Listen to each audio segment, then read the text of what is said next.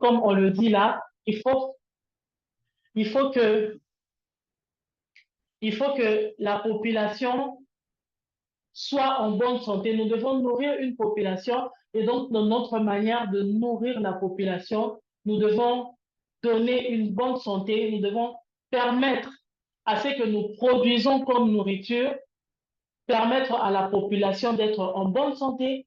Et quand nous avons une population en bonne santé, ça veut dire que nous avons une bonne espérance de vie, nous avons des gens qui sont en forme, nous avons des personnes qui ont en général une santé optimale. Voilà un peu. Alors, quelles sont les solutions que moi je nous propose à nous, les membres de la plateforme Bilan Betu? Parmi les solutions, la première solution d'abord, c'est nous devons faire la déclaration nutritionnelle de ce que nous produisons. La déclaration nutritionnelle. Quand je parle de la déclaration nutritionnelle, je fais référence au tableau de valeur nutritionnelle que doit contenir chaque aliment présenté. C'est très important. Quand vous allez dans d'autres pays développés, vous voyez qu'il y a des lois. Il y a des lois qui obligent à toute personne qui produit un aliment, qui produit un produit, excusez-moi, qui doit nourrir la population à faire une déclaration nutritionnelle. La personne qui entre en contact avec notre produit, la personne qui achète notre produit, va être en mesure de savoir que ce produit que j'ai acheté, il est bon pour ma santé. Ce produit que j'ai acheté peut m'apporter ça, comme avantage, comme bénéfice dans ma santé. C'est très important. Et ce tableau de valeur nutritionnelle-là, il est posé sur l'emballage de notre alimentation. Et même quand il s'agit des aliments qui ne nécessitent pas d'emballage, ça ne sera pas du tout mauvais dans le package qui est livré de jeter une petite note dans notre package qui promouvoit l'alimentation saine, qui parle de cet aliment-là, qui parle des bénéfices que peut apporter ce produit-là. Donc, la déclaration nutritionnelle est très importante. Les personnes doivent savoir que ces produits à tel nombre de calories, ce produit est riche en fer, ce produit est riche en nutriments. D'ailleurs, dans le marketing de notre produit, nous, les nutritionnistes, ça va nous aider beaucoup. Parce que dans ce que nous faisons, dans le travail que nous faisons, nous aidons les gens à retrouver une bonne santé. Et dans cette approche-là, deux fois, nous découvrons, il y a des fois des carences ou deux fois, il y a des renforcements de nutriments que nous faisons pour aider la personne à avoir une santé optimale.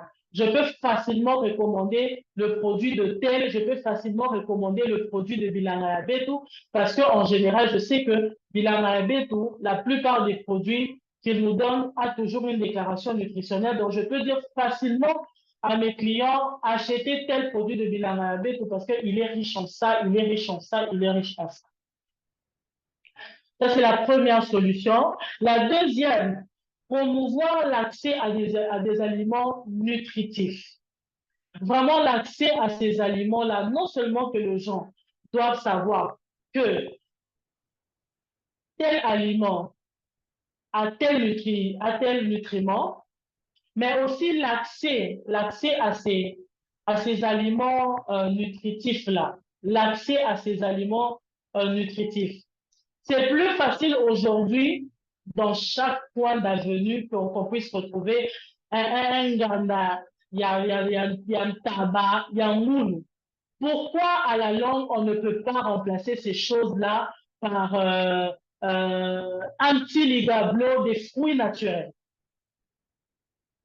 On peut remplacer ça par des petits ligablos de fruits naturels. On peut vraiment promouvoir l'accès à des aliments nutritifs de plusieurs manières. À chaque point d'avenue, on peut avoir des boutiques où il y a des aliments nutritifs. Dans cette boutique, je peux avoir mes fruits, je peux avoir mes légumes et je peux avoir des produits qui sont bons pour la santé. C'est plus, on a plus dans nos quartiers, on a plus tout autour de nous des petits shops qui vendent des boissons sucrées. Autour de nous, c'est vraiment ça, plus les boissons sucrées, plus les dindons, ça c'est vraiment la réalité de Kinshasa, plus les dindons, plus le poulet mayo. Il est plus à proximité que les produits, que les aliments nutritifs. Donc, dans le sens de produire, nourrir la ville de demain avec une alimentation saine, avec une alimentation équilibrée qui va apporter beaucoup de bienfaits dans la santé de toute la ville, ce serait aussi important de promouvoir l'accès, vraiment l'accès à ces aliments nutritifs-là.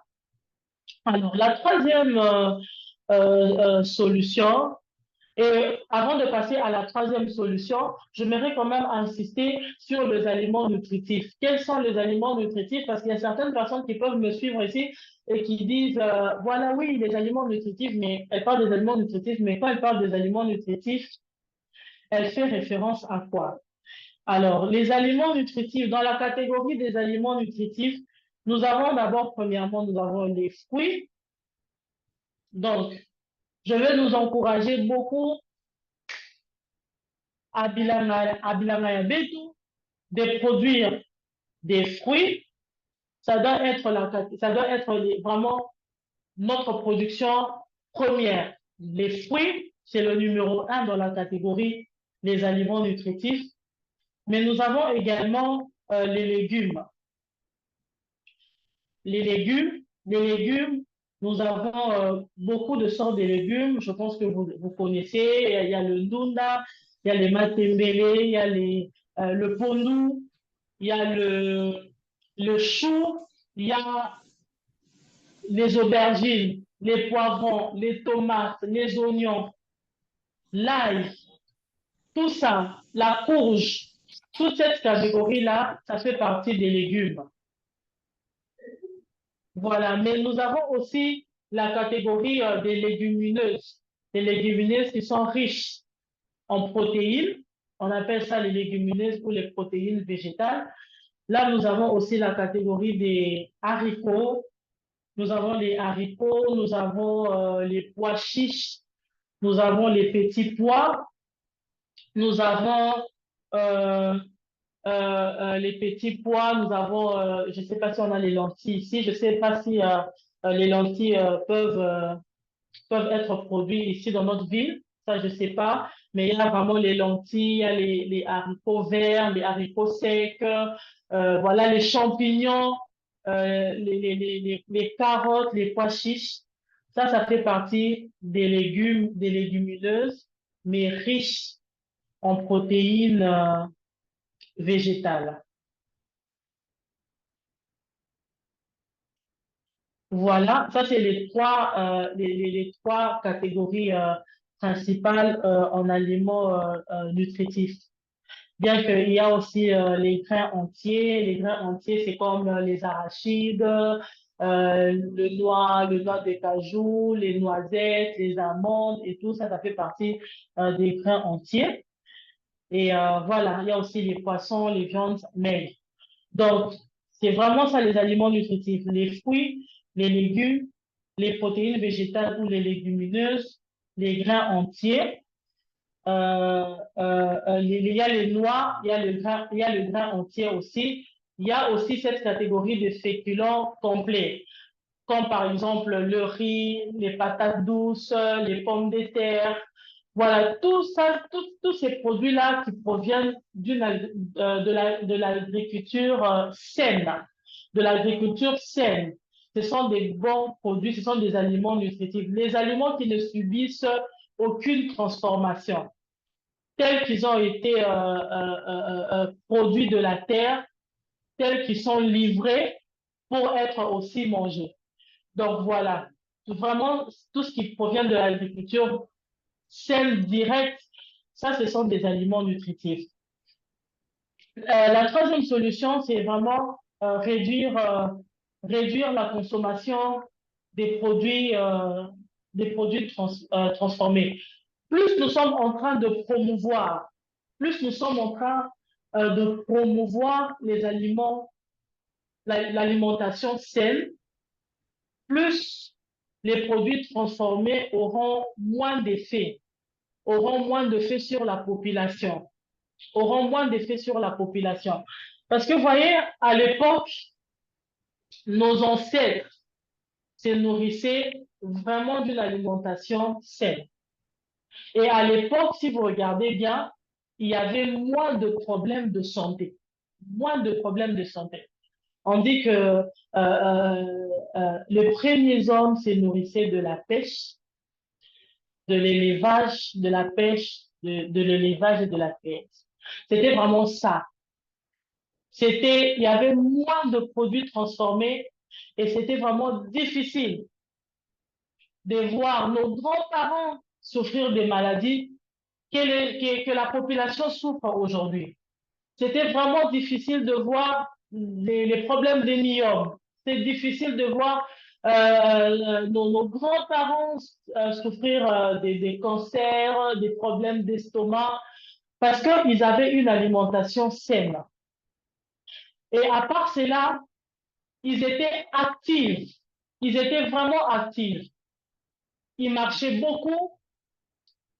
Ils utilisaient moins le véhicule. Ils utilisaient moins euh, euh, euh, tous ces moyens de transport que nous avons aujourd'hui. C'était vraiment plus la marche, c'était plus la course. Et c'était difficile pour eux de tomber malades. Mais aujourd'hui, le monde a évolué. Aujourd'hui, c'est plus le travail de bureau. Aujourd'hui, voilà, c'est moins de déplacements. Avec, avec l'effet WEWA aujourd'hui, on marche de moins en moins. Il suffit juste de sortir devant chez soi. On a directement une moto express qui peut nous amener là où on va maintenant prendre un véhicule, on va prendre un taxi. Nous marchons moins. Et en regardant déjà tout ça, nous avons maintenant autour de nous plus de takeaway, nous avons plus des petits points où nous pouvons nous ressourcer pour acheter des produits transformés. On a beaucoup de boutiques aujourd'hui, on a des takeaway, on a des restaurants à gauche, à droite. Avec cette manière de vivre aujourd'hui, le travail de bureau et tout, on n'a pas le temps de prioriser notre santé. On n'a pas le temps de se faire des petits repas sains. Donc, quand on est fatigué, on pense rapidement à un coca, on pense rapidement à un hamburger, à un shawarma.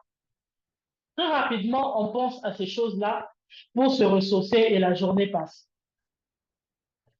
Mais comment nous allons réduire la consommation de produits transformés vu l'évolution des choses aujourd'hui?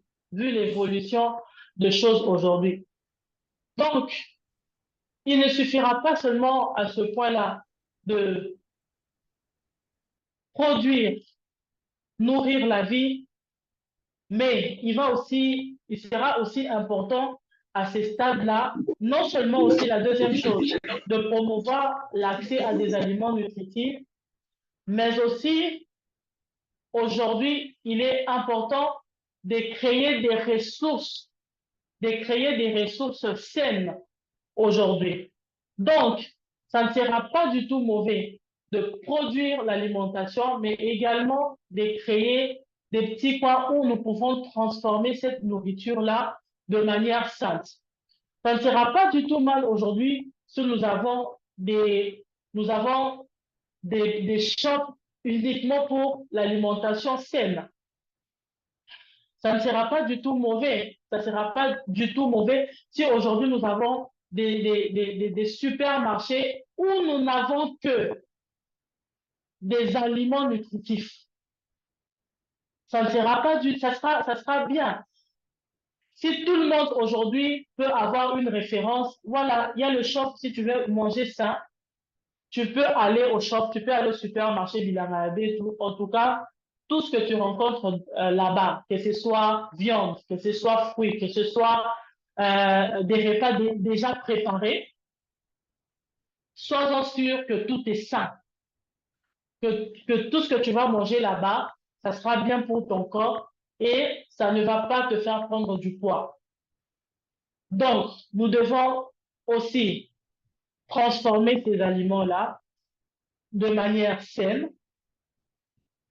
Nous devons transformer ces aliments-là de manière saine en le proposant dans des shops, dans des supermarchés, dans des boutiques bio, parce que nous devons savoir que dans cette catégorie de personnes, de toutes ces personnes que nous voulons nourrir, il y a la catégorie de ceux qui peuvent directement acheter le produit tel qu'il est présenté, mais nous avons aussi la catégorie de ceux qui sont aptes à acheter un produit transformé de manière saine.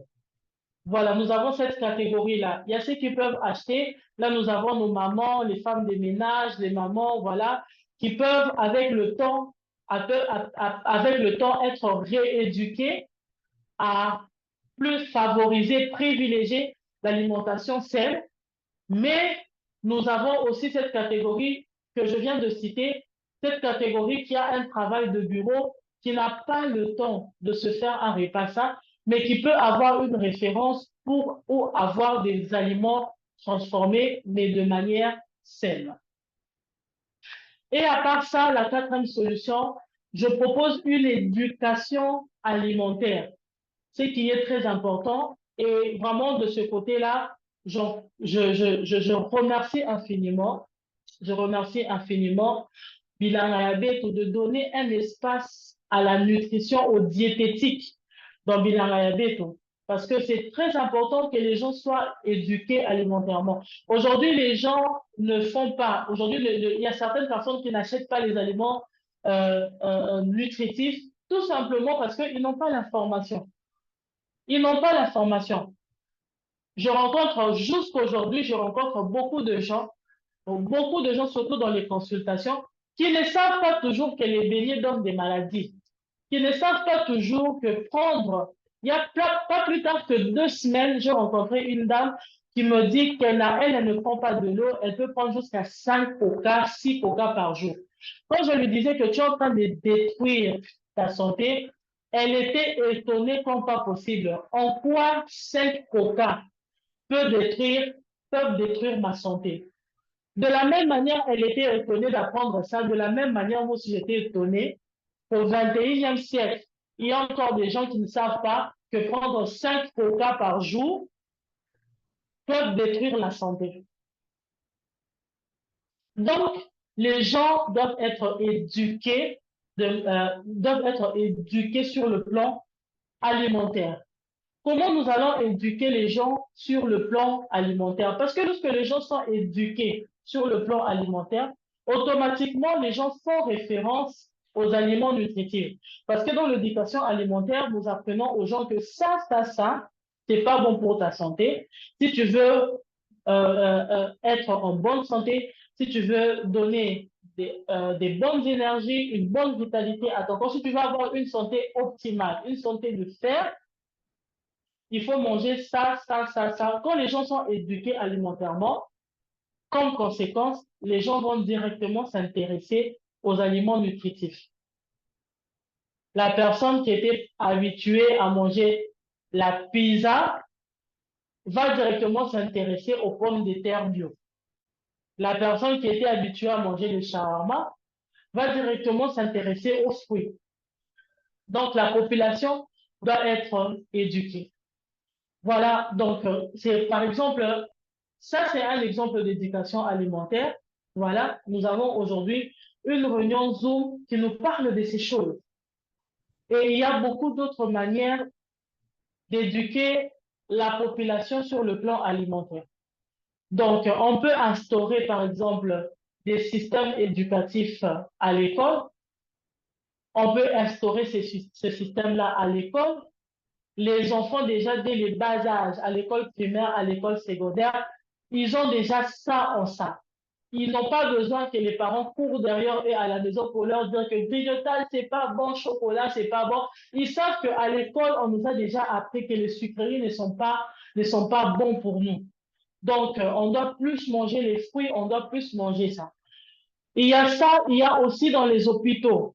Dans les hôpitaux, je vois des fois les mamans qui vont au CPN, voilà, ils ont des fois des moments d'éducation comme ça où on leur apprend, voilà, maman, bébé, il faut ceci, il faut cela. Mais il faut aussi donner une place à la nutrition à l'hôpital. À l'hôpital, on doit avoir cette éducation-là alimentaire où le genre, où il y a des séances comme ça qui se donnent, où les médecins même oblige les patients dans les recommandations, de la même manière, le médecin recommande aux patients, achète tel médicament, achète ça en pharmacie. Les médecins aussi doivent obliger aux patients, non, tu dois participer à une séance d'éducation alimentaire qui aura lieu ici à l'hôpital, tel jour, telle date, en telle date. Voilà. Et là, la personne apprend. On doit aussi, cinquième solution, sensibiliser les gens.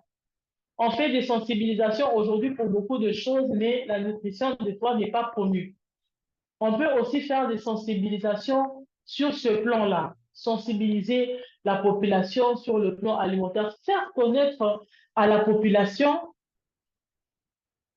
le bienfait de ça, le bienfait d'une alimentation saine, les conséquences d'une alimentation saine, les conséquences. Beaucoup de gens aujourd'hui ne savent pas que ne pas avoir une alimentation saine donne beaucoup de maladies. Il y a certaines maladies aujourd'hui que souffre la population qui peut être résolue uniquement avec l'alimentation saine, pas avec autre chose, rien qu'avec l'alimentation saine. Il y a des maladies, par exemple, comme le diabète du type 2. C'est vraiment afin que à moins que les médecins me contredisent, le diabète de type 2 qui est vraiment lié au surpoids, ça peut être résolu avec une alimentation saine. Une alimentation saine qui va t'aider à ajuster ton poids et qui peut aussi te guérir du diabète de type 2. Il y a plusieurs maladies comme ça qui peuvent être résolues avec l'alimentation saine. D'où l'importance de nourrir, la ville avec une alimentation saine, c'est très important.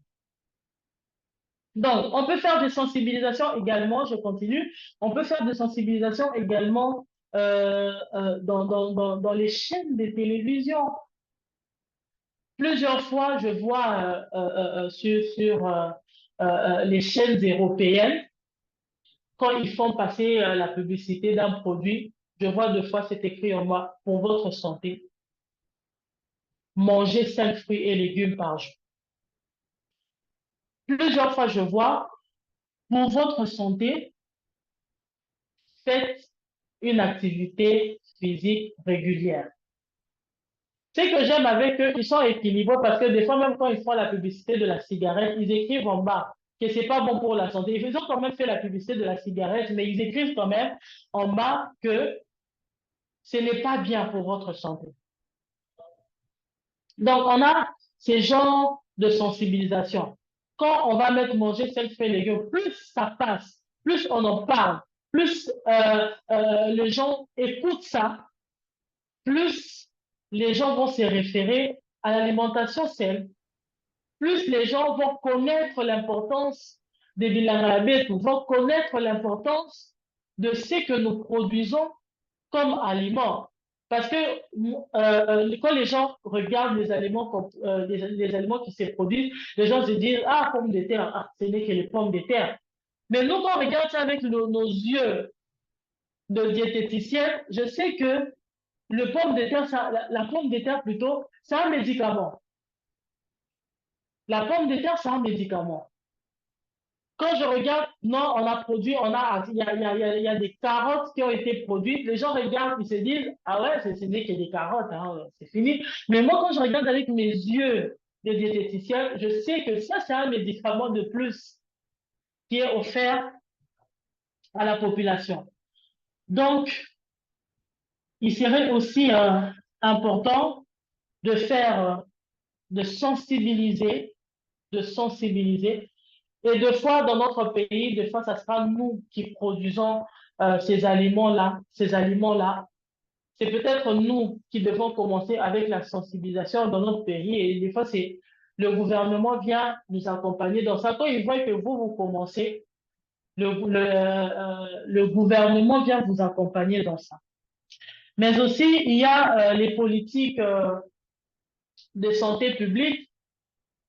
Les politiques de santé publique, je ne sais pas quelles sont les politiques, quelles sont voilà, les politiques qui sont promues au niveau de notre ministère de Santé par rapport à l'alimentation saine. Bon, à ce que je sache à ce niveau, c'est que vraiment connaître l'alimentation saine, à ce que je sache pour le moment, c'est vraiment, pour le moment, c'est vraiment un intérêt personnel. C'est chaque personne qui essaye de fournir des efforts de son côté pour connaître, parce que d'après tout, il s'agit de votre santé. Mais dans des pays bien développés, il y a des politiques de santé qui accompagnent l'alimentation saine, qui accompagnent les solutions nutritionnelles. Il y a des politiques de santé publique qui accompagnent ça. Par exemple, vous ne pouvez pas mettre votre produit sur le marché sans qu'il y ait une déclaration nutritionnelle. Vous ne pouvez pas mettre votre produit sur le marché, vous ne pouvez pas le commercialiser sans qu'il y ait ça, qu'il y ait ça, qu'il y ait ça, qu'il y ait ça. Sans que ça passe par des nutritionnistes pour évaluer la qualité de votre produit. Il y a des politiques de santé comme ça euh, qui peuvent aussi être élues pour accompagner les solutions nutritionnelles que nous allons proposer à la population. Donc, voilà en bref ce que je pouvais apporter comme exposé. Je vous dis et je vous remercie.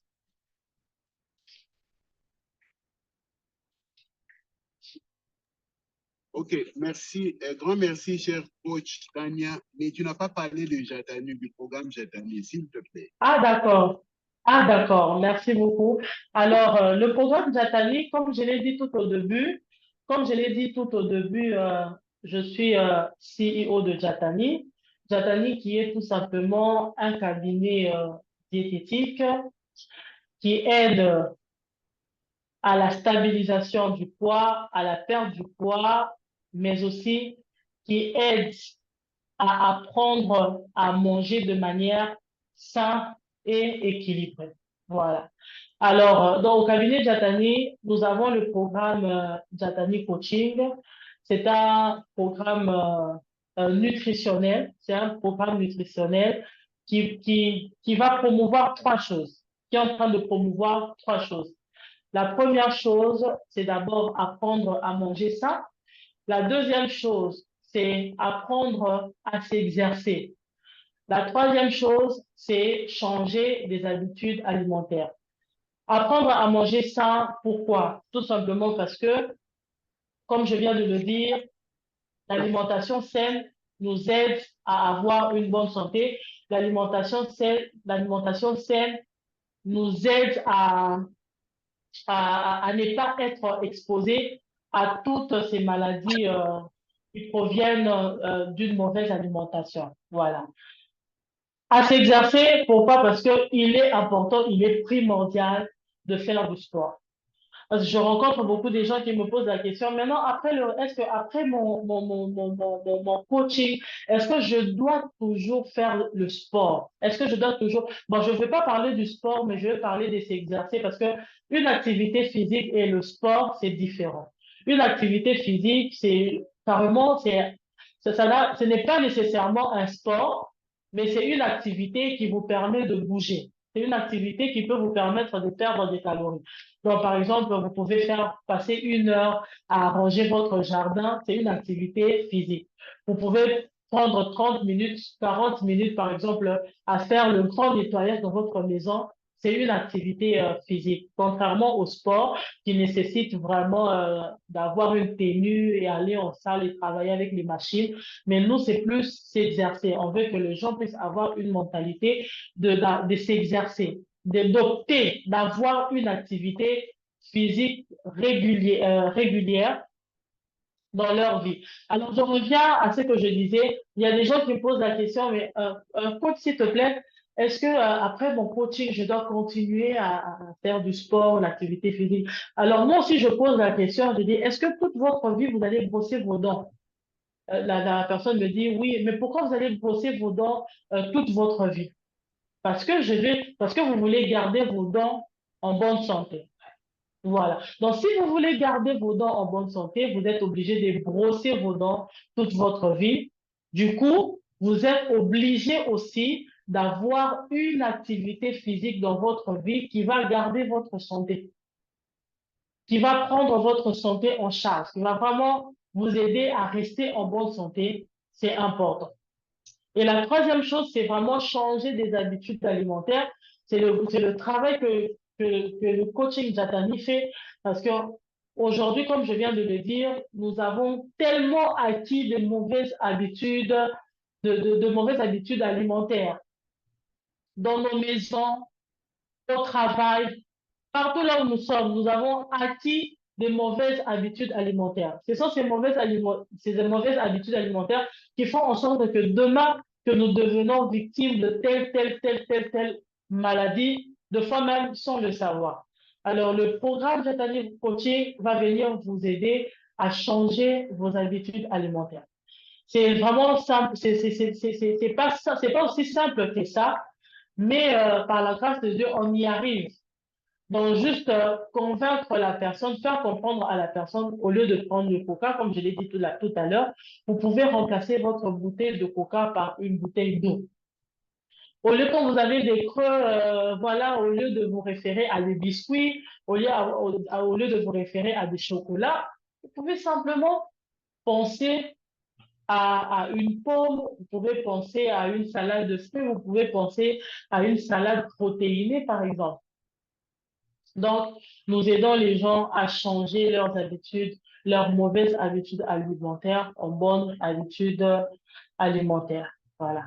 Donc, en général, c'est ça le coaching Jatani, le programme Jatani Coach. Y a-t-il d'autres informations à ajouter, docteur Serre? Merci, cher coach Tania, de nous édifier encore ce soir. Donc, quand vous parlez, euh, il apparaît une différence claire, une différence, la différence est évidente entre le fait de manger, le fait de s'alimenter de manière générale, hein, comme règle générale, et le fait de se nourrir.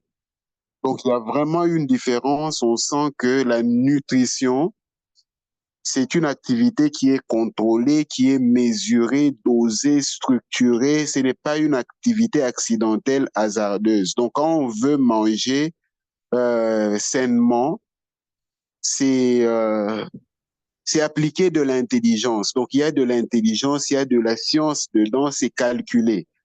Et donc, c'est ce que vous nous démontrez ce soir. Mais, voyez, quand vous parlez de cette dame-là qui est heureuse, avec 6 coca par jour, donc elle a remplacé l'eau par le coca, Oui. j'ai vécu une expérience tragique avec un ami personnel, un ami très proche, intime, que j'aimais beaucoup quand j'étais étudiant.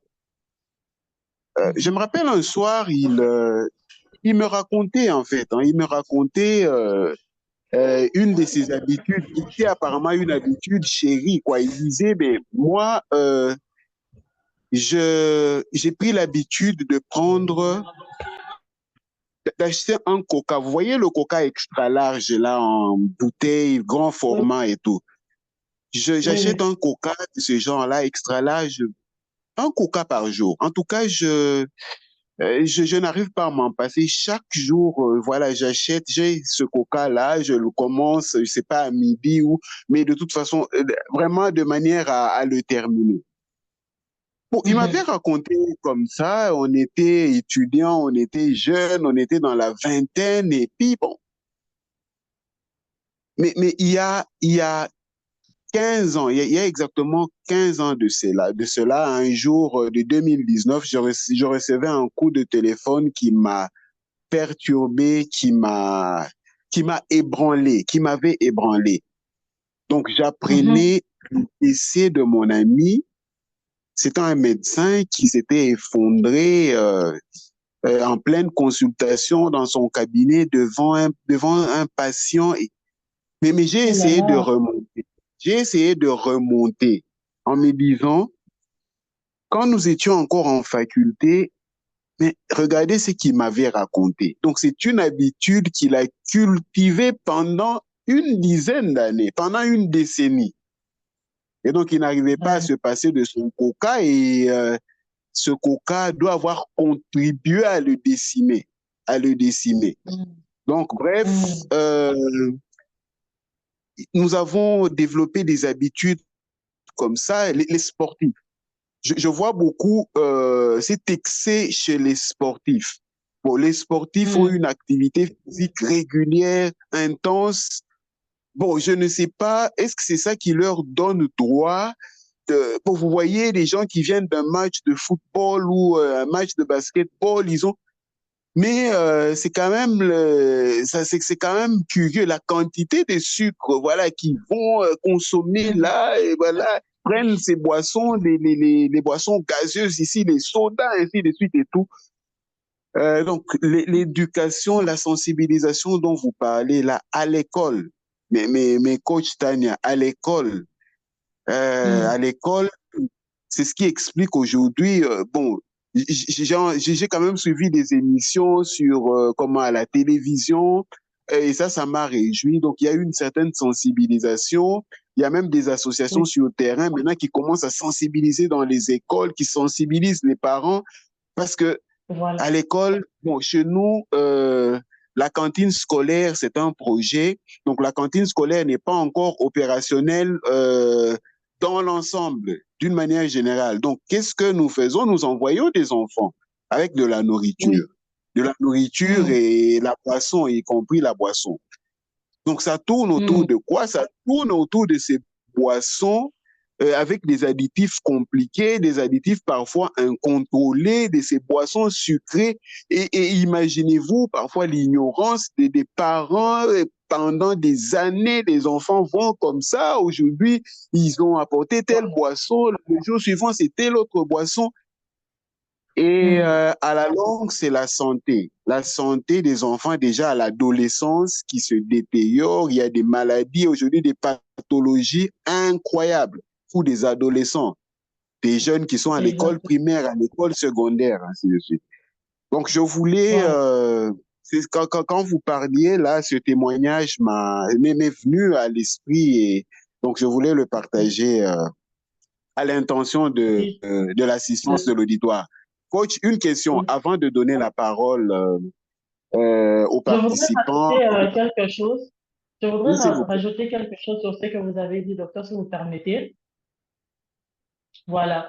Donc, on Oui, s'il voit vous ça plaît. aujourd'hui, oui, ce problème-là que vous venez de dire là, les sportifs. Bon, moi, quand vous avez parlé de ça, j'ai directement pensé à des marches de santé que nous avons de fois ici dans la ville. Vous voyez des gens qui initient un jour de marche de santé, mais après cette marche de santé, ils vont se mettre quelque part pour prendre la bière, pour prendre les boissons sucrées, pour manger toute forme des aliments gras. Donc, vous avez brûlé des calories pendant la marche de santé, mais vous allez récupérer plus que ce que vous avez même brûlé. Donc, les marches de santé devraient initier les gens à l'alimentation saine. Donc, les gens doivent savoir qu'une marche de santé, c'est bien pour le corps, mais après la marche de santé, je dois opter pour une alimentation saine.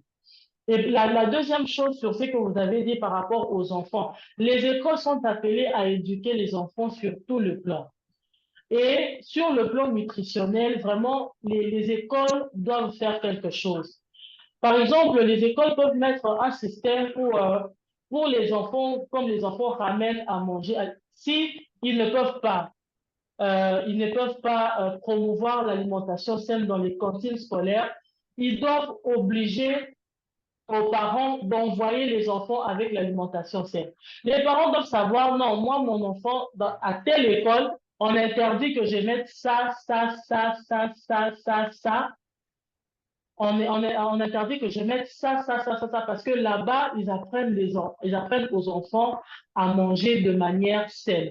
Et ça va aussi intriguer le parent. Mais pourquoi ils refusent des gâteaux? Pourquoi ils refusent le fondant? Pourquoi ils refusent les jus en bois, le jus en carton des supermarchés? Ils veulent, si on va mettre des jus pour les enfants, on doit mettre le jus naturel. Pourquoi? Ça va intriguer le parent et ça va leur pousser aussi de leur côté de commencer à opter l'alimentation saine, pas seulement pour les petites boîtes que les enfants ramènent à l'école, mais aussi pour leur alimentation à la maison. Donc voilà. Ah, mais, merci, merci coach.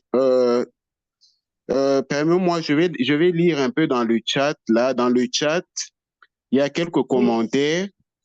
Une belle idée que j'ai retenue, pourquoi ne pas faire un ganda fruits et légumes plutôt qu'un ganda tabac? Merci beaucoup.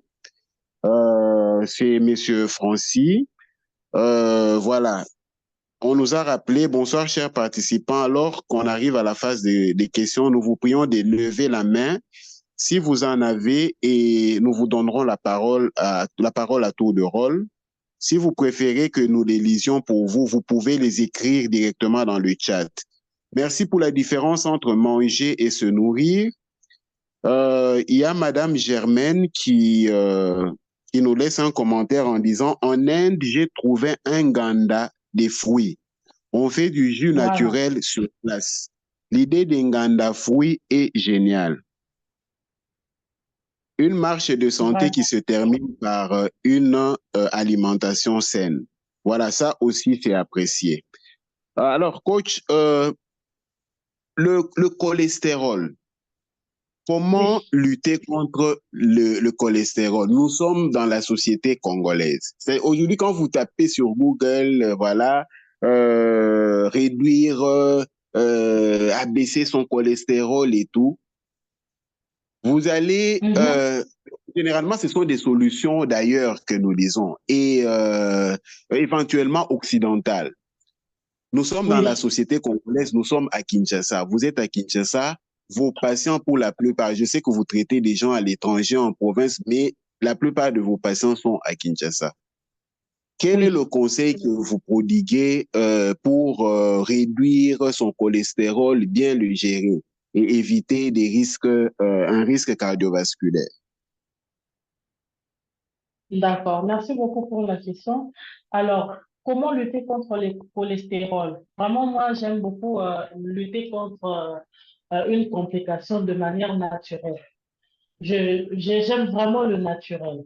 Alors déjà, premièrement, quand vous avez un problème de cholestérol, premièrement, rassurez-vous que vous avez un IMC normal ou assez normal. Parce que le cholestérol est aussi parmi les complications liées au surpoids ou à l'obésité. Rassurez-vous d'abord, premièrement, que vous avez un IMC normal ou assez normal. Donc, quand je dis assez normal, ça veut dire, donc si vous n'êtes pas à votre poids normal, soyez presque à côté de votre poids normal. Si vous n'êtes pas à votre poids normal, soyez presque à côté de votre poids normal. Et puis, la deuxième chose, La deuxième chose, vous devez restreindre l'huile de votre alimentation. Restreindre l'huile à votre alimentation. Faites attention à la manière de préparer vos repas. Vraiment, vos repas doivent contenir, je dirais, un faible taux d'huile ou 0% huile. Ça dépend d'un cas à un autre. Parce que le taux de cholestérol n'est pas le même chez tout le monde. Il y a il y a ceux qui ont un taux très élevé, il y a ceux qui ont un taux qui est vraiment à la limite. Donc, pour ceux qui ont un taux très élevé, vraiment, au début, pour un début, vous devez vraiment avoir 0% huile. Une alimentation 0% huile. C'est vraiment une expérience que je suis en train de faire. C'est d'ailleurs même pour ça, docteur Serge, que j'ai ouvert le compte TikTok. C'est pour ça que j'ai ouvert le compte TikTok. Je vais donner aux gens le goût de préparer sans huile, avec très peu de sel, avec moins de sucre. Donc, on n'est toujours pas obligé de manger de la nourriture faite avec beaucoup d'huile, avec beaucoup de sel. Donc, il y a des épices naturelles que nous pouvons utiliser dans les repas qui donnent un très bon goût au repas sans qu'on ait mis de l'huile, sans qu'on ait mis beaucoup de sel. Donc, la deuxième chose, vous devez réduire votre consommation d'huile, en tout cas l'huile dans toutes ses formes. C'est pas seulement l'huile raffinée que nous rajoutons dans les repas, mais il y a aussi des aliments que nous achetons deux fois qui sont composés d'huile. Voilà. Pour ceux qui sont à la limite, ils peuvent remplacer l'huile par les bonnes huiles. Par exemple, l'huile d'olive, l'huile de tournesol, voilà. Pour ceux qui doivent réduire à 0%, eux doivent, quand je dis l'huile à tous les niveaux, ça veut dire que c'est pas seulement l'huile raffinée que nous achetons comme ça pour la cuisine, mais il y a des aliments que nous mangeons. Nous devons être en mesure d'apprendre à lire le tableau de valeur nutritionnelle des aliments pour savoir détecter que cet aliment a, a très peu d'huile. Voilà. Et la troisième chose, c'est privilégier les aliments anti-cholestérol. Vraiment privilégier. Dans notre alimentation, nous devons privilégier les aliments qui ont très peu anti-cholestérol. Et on a quand même une variété des aliments anti-cholestérol, une variété. Donc, on a par exemple déjà, on a les fruits. Les fruits, ça revient partout, hein. Les fruits, vraiment, ça revient partout. Mais à part le fruit, nous avons aussi des légumes colorés. Apprendre à manger des légumes colorés, ça veut dire vraiment toute la variété de légumes. Il faut apprendre à manger toute la variété des légumes. Il faut pas seulement, parce que chaque aliment a ses nutriments à lui qu'il ramène dans notre corps. Donc moi, je suis contre les gens qui ne varient pas leur alimentation. Docteur Serge. Tu rencontres des gens qui mangent le même type d'aliments du matin au soir. Lui, c'est son foufou le matin, lui, c'est son foufou à midi, lui, c'est son foufou le soir. Donc, quand tu ne manges que le foufou, donc c'est le même type de nutriments que tu ramènes toujours dans ton corps. C'est le même type de graisse que tu ramènes toujours dans ton corps. Tu dois apprendre à varier ton alimentation. Dans le matin, tu vois, c'est pas pour rien que le blanc a créé le petit-déj, il a créé le petit-déj, le déjeuner, le dîner, le souper. Ce n'est pas pour rien. C'est pas pour rien que le matin, on mange des fois un peu de pain complet avec une tasse de thé vert. À midi, on a un peu de légumes, on a un peu de protéines. C'est pas pour rien qu'il y a toutes ces variétés-là parce que on est appelé à manger, à prendre tous ces nutriments-là pour être en bonne santé. Donc, il faut apprendre à varier. à varier son alimentation. Et surtout, en termes de légumes, il faut vraiment varier les légumes. Tu peux pas manger qu'il y ait des épinards toute ta vie. Tu peux pas manger qu'il y ait qu'il y ait des maths toute ta vie. Il faut vraiment que tu varies. Des fois, tu es dans les tomates, des fois, tu es dans les salades, des fois, tu es dans le dango, des fois, tu es dans, voilà, dans la variété des légumes. Donc, j'ai parlé des légumes, j'ai parlé des fruits, j'ai parlé également, j'ajoute également euh, les céréales complètes, les graines. Donc, ce sont les aliments nutritifs que j'ai cités tout à l'heure, là, quand j'ai parlé de promouvoir l'accès aux aliments nutritifs, donc les fruits, les légumes, euh, les, les, les légumineuses, les protéines végétales. Donc, voilà un peu.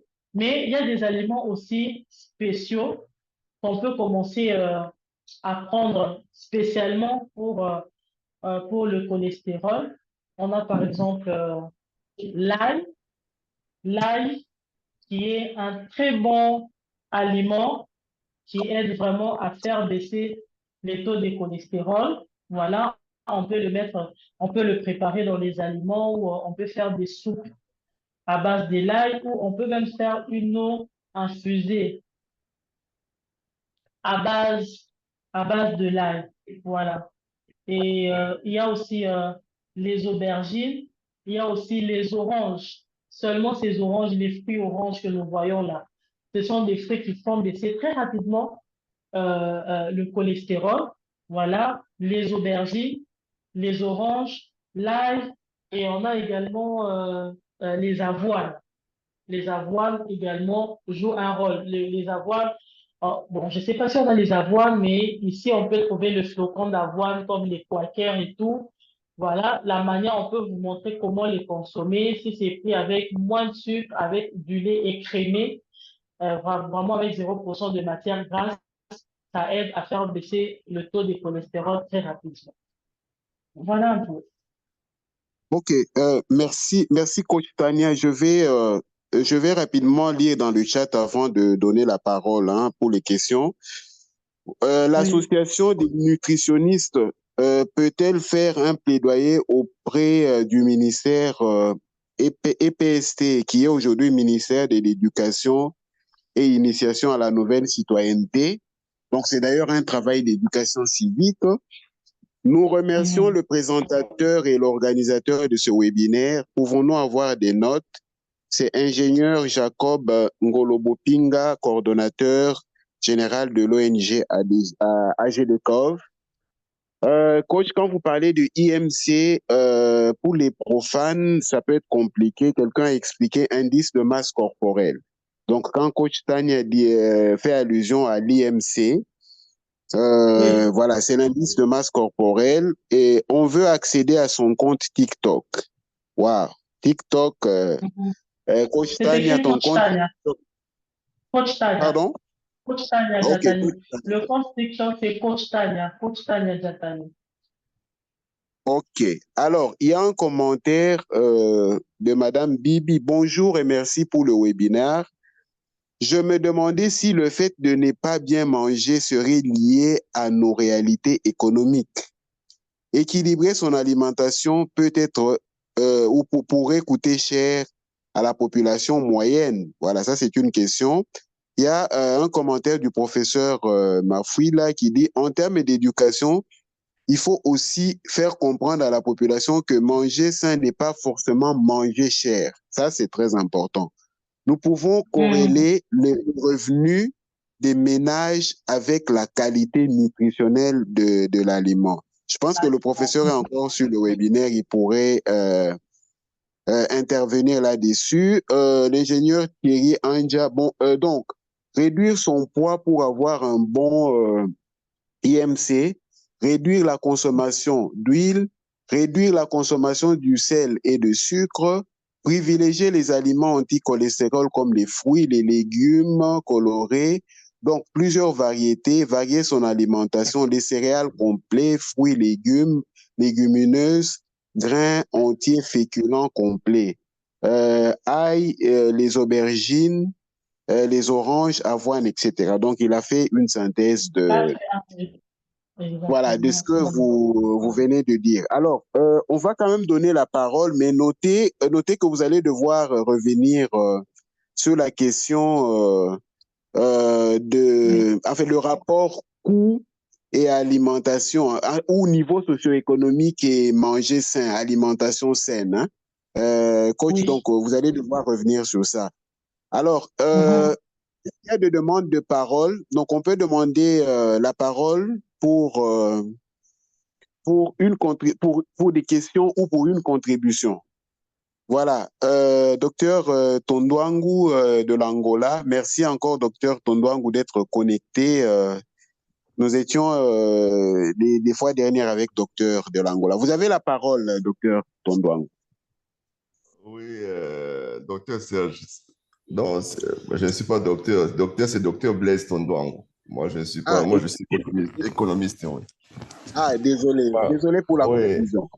ok. Je vous suis à partir de l'Angola, comme a dit docteur Serge. J'ai une question. J'ai vu parmi les aliments nutritionnels que Coach Tania a cité, il y a des fruits. Mais ma question concerne les fruits. Est-ce que tous les fruits, un diabétique peut manger tous les fruits, puisqu'il y a certains fruits qui ont des teneurs en sucre très élevées? Est-ce qu'un Mhm. diabétique peut manger toutes sortes de fruits, ou il y a des fruits qu'un diabétique ne peut pas manger? L'autre question concernant changer une proposition que tu as donnée, changer donc tous les coins là, on vend de tabac, on remplace on vend des fruits là. Bon, là, ça serait un peu compliqué, là. Donc, ça pose des problèmes de rentabilité des activités. Mais quelque part aussi, le tabac, ça fait aussi du bien. Peut-être,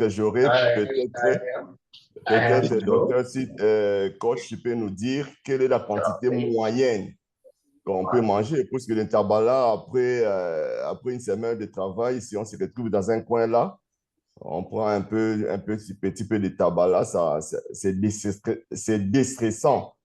Donc, au lieu d'aller dans un coin là, prendre des fruits, là, ça ne serait pas intéressant, quoi. Quelle est la quantité moyenne, donc, qu'on peut manger par mois, par exemple, de tabac? Moi, je sais que, bon, on m'a dit le tabac, c'est à un teneur moins élevé en cholestérol. Je ne sais pas si le docteur coach est d'accord en ça, quoi. Ce sont mes questions là. OK.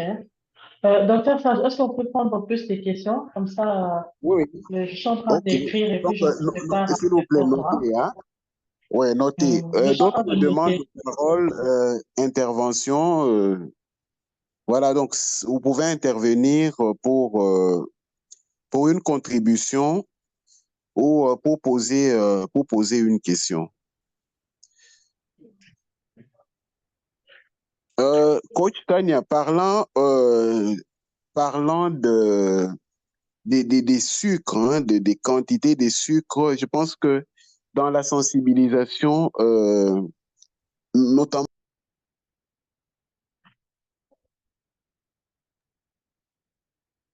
la société congolaise, la société quinoise, hein, la société congolaise en général et la société quinoise en particulier, le sucre, la consommation de sucre est assez particulière. Et j'étais d'ailleurs avec un industriel expatrié Mhm. qui, euh, qui s'adressait à son personnel et tout. Et il a insisté sur Mhm. le fait que voilà, le Congolais aime le sucre, le Congolais aime le sucre. C'est-à-dire il faut lui donner, voilà, à la hauteur de sa satisfaction, de sa demande, il aime le sucre. Donc c'était quoi, des chips, je ne sais pas, des chips de maïs, alors qu'on devrait mélanger à une pâte d'arachide, mais voilà, il fallait y ajouter beaucoup de Mhm. sucre. Dans les jus, il faut Mhm. y ajouter beaucoup de sucre. Et voilà, il faut, en fait, il y a des aliments qui, de par leur nature, sont déjà sucrés. Quand vous prenez le riz, dans le riz, il y a du sucre. Quand Mhm. vous prenez le foufou, Oui. Ah, le food, déjà.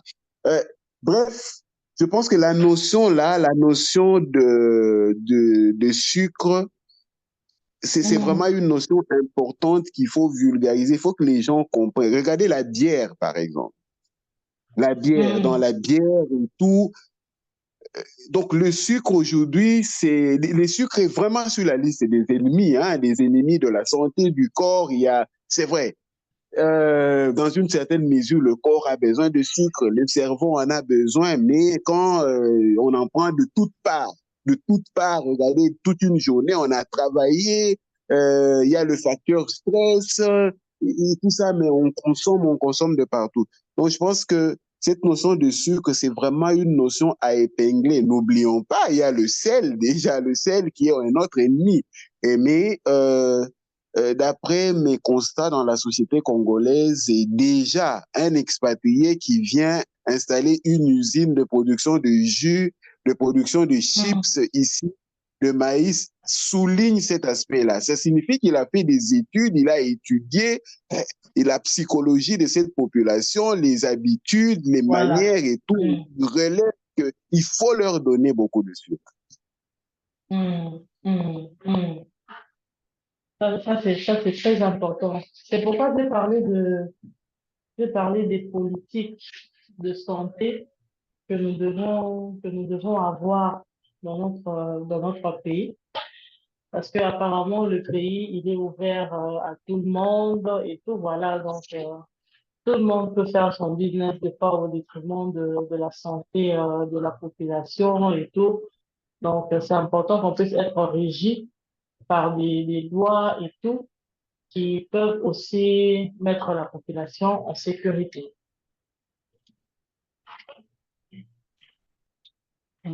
Coach, Alors, vous pouvez répondre à la je peux question en répondre? attendant une autre. Oui. Oui, d'accord. Alors, la première question, j'ai vu ça dans les chats. On a parlé des réalités. Est-ce que le fait de ne pas manger sain peut aussi être lié aux réalités, aux réalités économiques? Oui, c'est vrai que les réalités économiques font en sorte que le gens puisse plus opter pour la malbouffe. Mais moi, personnellement, à mon niveau, je ne crois pas que ce soit vraiment la cause, que ce soit vraiment la cause principale. Parce que, en fait, pour moi, principalement, c'est que je pense que les gens ne sont pas très éveillés, ne sont pas très éveillés par rapport à ça. Parce que si la population est très éveillée par rapport à l'alimentation saine, elle fera aussi très attention à ça. Mais si elle n'est pas éveillée, elle ne fera pas attention à ça. Qu'est-ce qu'on va dire? Aujourd'hui, on dit que dans notre ville, il y a une classe moyenne qui est en train de se créer. Il y a une classe moyenne qui est en train de se créer aujourd'hui. Donc, de plus en plus, il commence à avoir des foyers qui peuvent contrôler leur alimentation. Donc, qui peuvent contrôler leur alimentation. Par exemple, je prends un exemple. Aujourd'hui, le matin, avec 1000 francs, tu peux avoir euh, un pain de 500 francs avec la moindre de 500. Je ne sais même pas si la moindre de 500 existe, c'est toujours, c'est plus. Un pain de 500 avec la pâte d'arachide de 500 francs. Mais également, avec 1000 francs, aujourd'hui, tu peux avoir deux bananes, trois bananes. Donc, ça sera maintenant à toi de choisir. Avec mon 1000 francs, je m'achète mon pain avec la pâte d'arachide ou bien j'opte pour trois bananes. Ça sera à toi. Donc, on peut aujourd'hui ajuster la qualité nutritionnelle de nos repas parce que Qu'est-ce que nous pouvons encore dire? Si je prends, je parle de l'aliment principal. Aujourd'hui, avec l'alimentation saine, nous sommes en train d'aider les femmes à apprendre à préparer sans huile. Apprendre à préparer sans huile aujourd'hui, c'est une dépense de moins. Parce qu'une personne qui prépare avec l'huile, elle doit penser à, à un montant pour l'huile qu'elle va utiliser pour frire ses repas. Mais aujourd'hui, tu peux investir cet argent-là de l'huile, tu peux investir ça aujourd'hui en achetant par exemple une machine air fryer. Une machine air fryer qui coûte combien? Qui coûte 45, 50 dollars, mais une machine qui t'aide à préparer ton poulet, ton poisson ou toutes sortes de viandes, même tes frites sans huile. Donc, je pense que vraiment, c'est seulement que les gens ne connaissent pas beaucoup plus l'importance de l'alimentation saine. Voilà. Quand on comprend ça, on ne cherche plus à se rassasier, mais on cherche à bien manger pour assurer sa santé et assurer son corps. Et pour la deuxième question, on veut savoir, un diabétique peut-il manger tous les fruits? Un diabétique peut manger tous les fruits, mais le nombre de fruits qu'un diabétique doit manger en une journée est limité par rapport aux autres. Alors, pour un diabétique, il est conseillé de manger maximum euh, 3 fruits. Maximum 3 fruits par jour. 2 à 3 fruits, ça dépend aussi le taux glycémique que vous avez, mais de manière générale, c'est 2 à 3 fruits par jour. Un diabétique peut manger des fruits, mais il se limite à 2 ou 3 fruits par jour. Par rapport à ceux qui ne sont pas diabétiques, eux vraiment peuvent manger plus. Eux peuvent manger plus. Alors, pour la question remplacer la quantité, quelle est la quantité? Remplacer l'ingrédient tabac par... bon, j'ai parlé de ça, remplacer le tabac par des de fruits, on produit des jus naturels. J'ai parlé plus dans le sens, c'est pas fermer. Je n'ai pas parlé dans le sens de fermer les tabac, mais j'ai parlé dans le sens multiplier des petits coins où on peut se ressourcer de manière saine.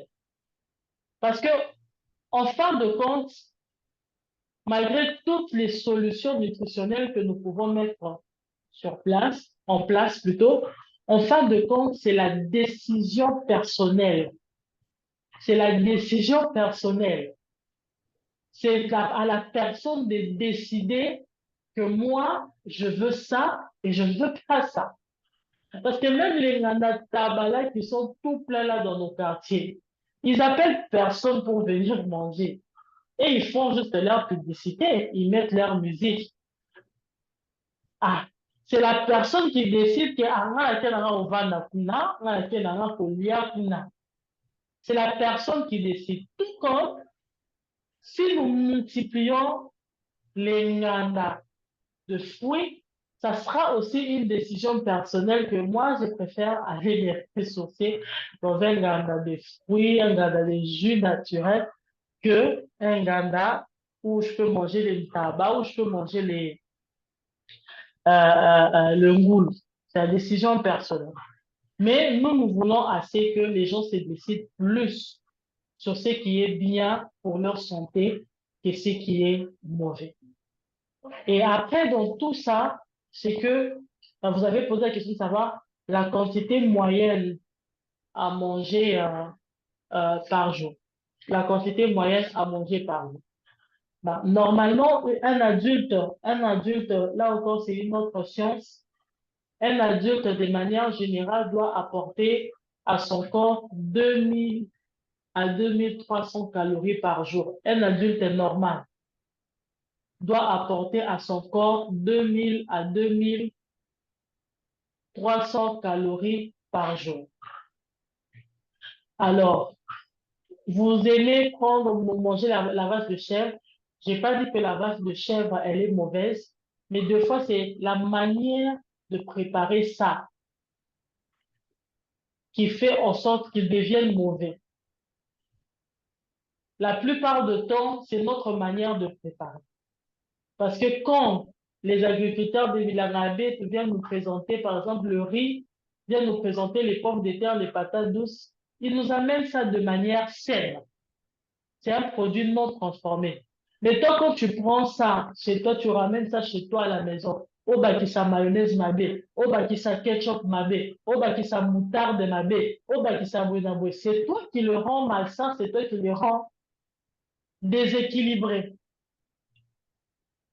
Et dans les Nganda tabac, quand ils préparent, nous ne maîtrisons pas toujours la quantité de la matière grasse qu'ils mettent dans cette viande qui n'est peut-être pas si mauvaise que ça. Quelle est la quantité qu'ils mettent? Voilà. Et après, lorsque nous commandons ça pour manger, est-ce que nous savons évaluer la quantité que nous avons mangée? Parce que s'il est recommandé à une personne normal d'apporter 2000 à 2300 calories à son corps tous les jours, quand tu achètes un poulet maillot, tu les manges en entièreté ou vous les mangez à deux, c'est supposé que vous avez mangé demi-poulet chacun. Et le demi-poulet maillot que vous avez mangé, c'est quoi sa valeur énergétique? Est-ce que vous avez respecté la quantité moyenne que vous devez apporter par jour? Ou peut-être que vous avez mangé un demi-poulet maillot, vous avez apporté directement déjà sur 2000 calories que vous devez apporter par jour, vous avez apporté déjà 1800 calories avec les demi-poulets maillot que vous avez ajouté, ou vous avez apporté 1000 calories. C'est un exemple. Et il va vous rester 1200 calories pour la journée. Est-ce que vous saurez évaluer les 1200 calories pour ne pas dépasser les 2200 que vous devez apporter par jour? C'est pourquoi je reviens à ce que le docteur Serge a dit, qu'on doit y mettre de l'intelligence. Donc, si je dois manger 100 grammes, on Nganda là-bas, on ne va pas, les Nganda déjà de Kinshasa. En tout cas, peut-être dans les restaurants où je peux commander 300 grammes de saumon, 200 grammes de crevettes, peut-être ils peuvent respecter, mais est-ce que dans les Nganda, si tu viens, tu dis j'ai besoin de 400 grammes de chèvre, ils vont te donner 400 grammes de chèvre préparées. Ça sera peut-être à toi-même d'évaluer. Donc, voilà un peu, c'est dans ce sens-là.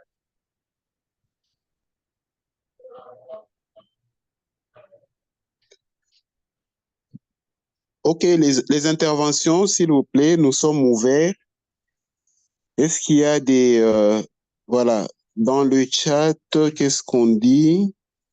Dans le chat, voilà, pour moi, l'alimentation a plusieurs dimensions. Il y a la nutrition qui est l'aspect intelligent qui nous permet de répondre aux besoins pour le maintien et la production. Mais il y a aussi la dimension plaisir qu'il ne faut pas négliger.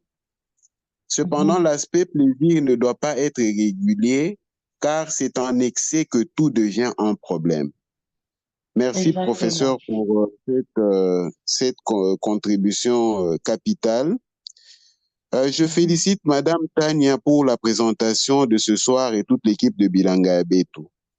Je voudrais demander au coach Tania, peut-elle nous recommander certaines plantes qui peuvent booster notre activité sexuelle? Ah, coach, là, on vous a eu, hein? Bien que la question de santé sexuelle est pour certains une question taboue, mais il est vraiment nécessaire d'être suffisamment informé. Donc, c'est l'ingénieur Moué Poukabouya à partir du Kasaï oriental.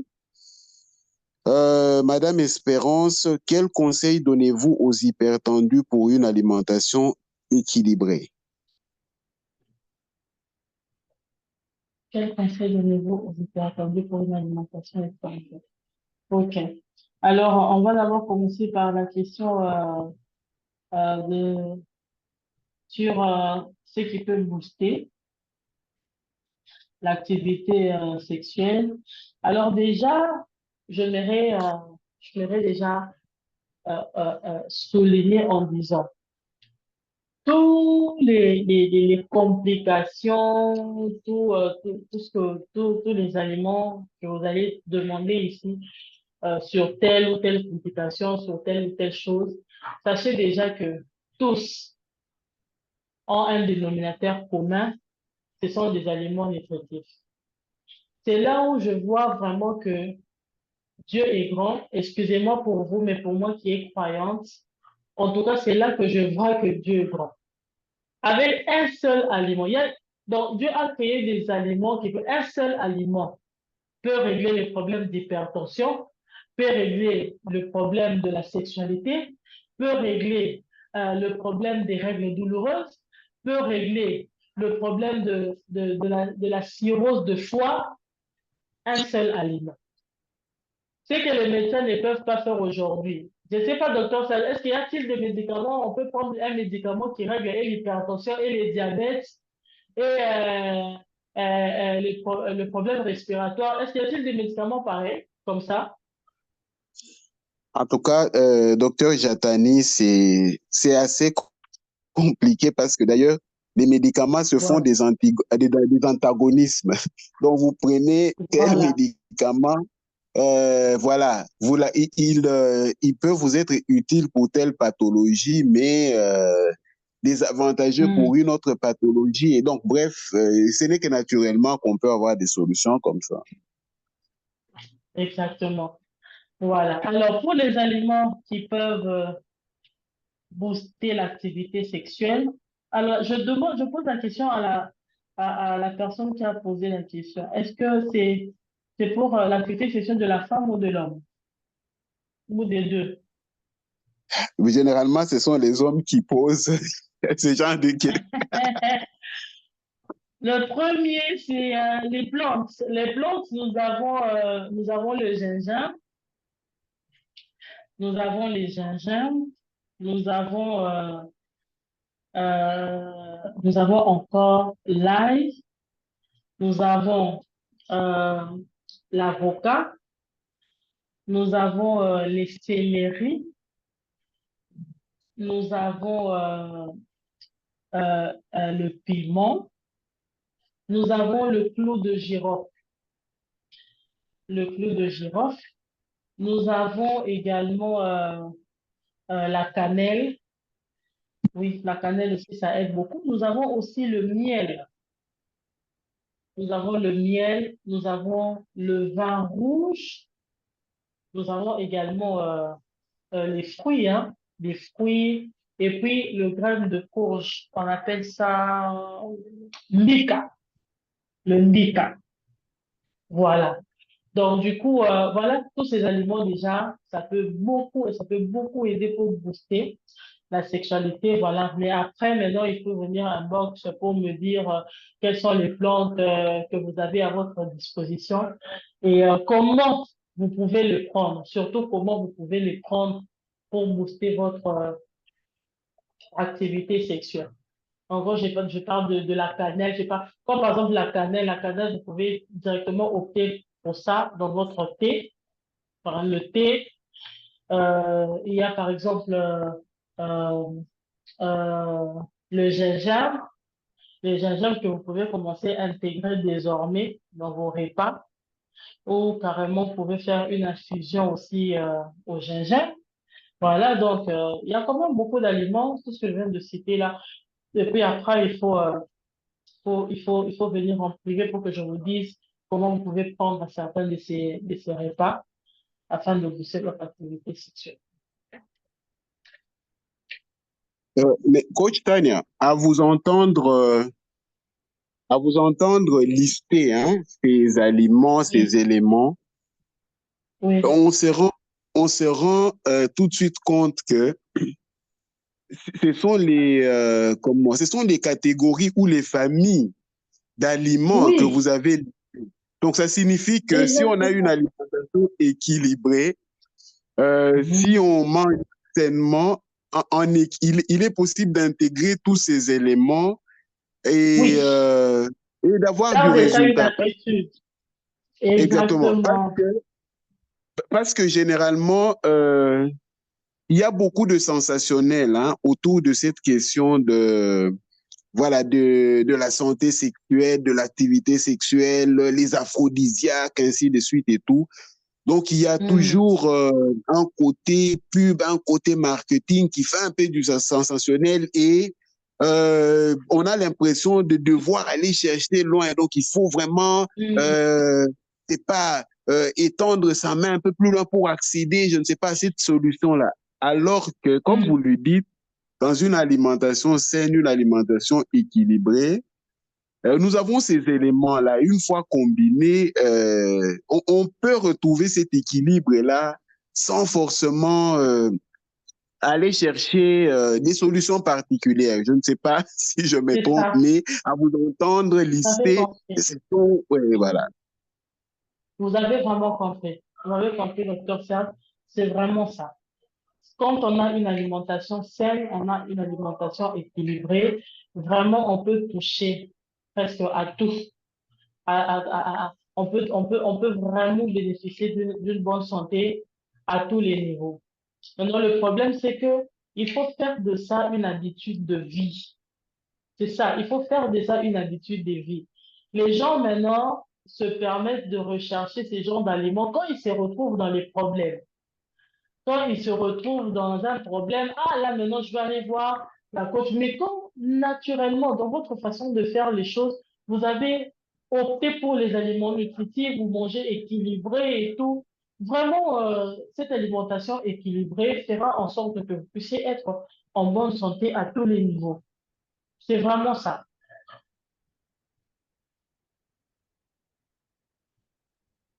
Et Okay, je merci. vois une autre question ici. Oui, allez-y. Après, voilà, je vois une question sur quel conseil donnez-vous aux hypertendus pour une alimentation équilibrée?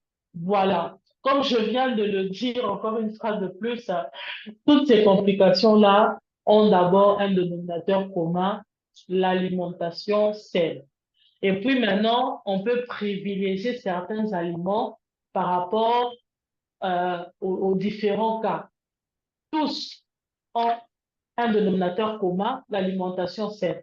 Mais après, maintenant, pour le diabétique, l'hypertendu, une personne qui a une cirrhose de foie, estomac et tout, on peut privilégier certains aliments pour palper la guérison. Bon, pour les hypertendus également, mon conseil, c'est d'abord une alimentation saine pour les hypertendus.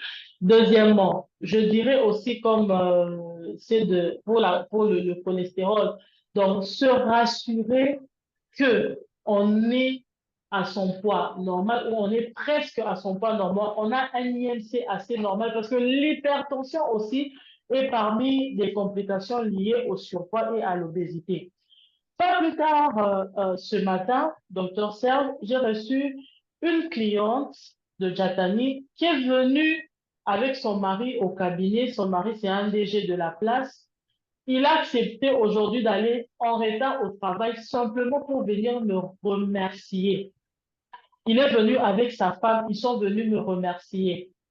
Et il m'a dit, la femme, elle a témoigné, elle m'a dit que ça va faire ça va faire 2 mois. Non, ça fait déjà 1 mois que son problème de tension a été résolu. Ça va faire 1 mois. Et ça va faire 3 ans qu'elle avait été déclarée hypertendue à vie. Elle avait toujours de tension à 18, à 20, 18, à 20, et elle avait été déclarée hypertendue à vie. Et elle a commencé le programme Jatani. Elle a commencé avec, si je ne me trompe pas, 117 kilos. Et aujourd'hui, en parlant, elle est à 105 kilos, donc elle a déjà perdu 12 kilos. Et rien que la perte de 12 kilos a réglé son problème de tension. Rien que la perte de 12 kilos. Elle n'a même pas encore atteint son objectif parce qu'elle continue, mais rien que la perte de 12 kilos a réglé son problème de tension. Elle est allée voir son cardiologue et le cardiologue qui avait déclaré que tu es une hypertendue à vie a changé de parole Et il dit non, non, non, non. Donc, moi-même aussi, je suis étonné de voir comment le problème est résolu. Donc, c'est déjà, il faut d'abord veiller sur ça. Veillez beaucoup sur votre poids, chers membres, chers participants. Veillez beaucoup sur votre poids parce que avoir un poids élevé, c'est déjà exposer son corps à plusieurs maladies, plusieurs complications. Je ne vais pas citer ça ici parce que ce n'était pas ça le sujet de le centre de notre sujet, mais il y a presque 200 maladies qui peuvent être résolues grâce à un IMC normal. Ouais. Et maintenant, après, sur les particularités, un hypertendu doit faire attention au sel. Ça, déjà, on le sait. On interdit aux hypertendus les sels. Donc, il faut faire attention au sel et les aliments riches en sel. Et puis, il faut beaucoup éviter. La question, c'était les aliments bien à éviter ou les aliments à les conseils. OK, OK. C'est des conseils. Voilà. Donc, faire attention au sel et puis modérer la consommation des repas industriels, la consommation du pain, du fromage, parce que ce sont des aliments qui contiennent beaucoup de sel. Le céréales, les pains, les fromages, les charcuteries, les charcuteries, les aliments et les poissons fumés, les aliments de coquillage, des crustacés. Ce sont des aliments vraiment très riches en sel. Il faut modérer. Hein.